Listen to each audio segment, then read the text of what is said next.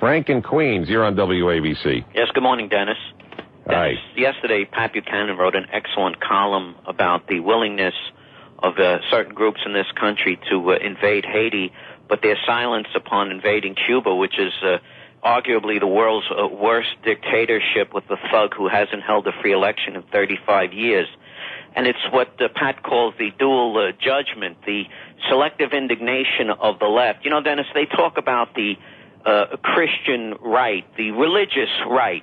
But the left in itself, Marxism in itself, is a religion. It is a fanatical religion which calls itself materialist dialectics, talks about it as a scientific principle, a scientific approach to economics and politics, but strictly works upon blind faith. When you spoke about how you went to that campus 10 years ago when the people of Nicaragua were fighting against the Stalinist Sandinistas, a professor said to you that you would not find one faculty member of a Latin American studies curriculum who would agree with you.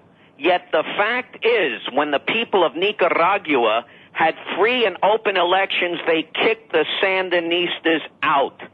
Frank, okay, thank you. All right, listen, you know, it's a very funny, I'm sitting here with a big smile.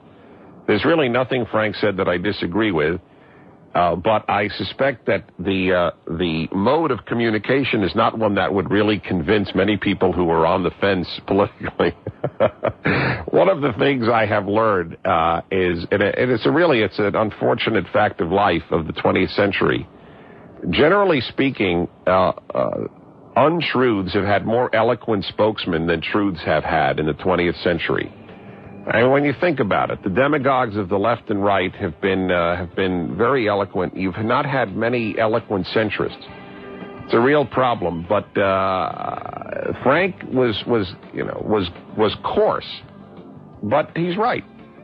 I was mentioning on Los Angeles radio yesterday about how is it that the Manson family keeps coming up for parole.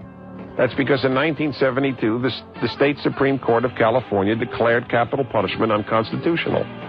They took their beliefs and they imposed them on the California public. Now, if the religious right wants its beliefs enacted, that's, of course, disgusting. But if the secular left wants them enacted, that's noble.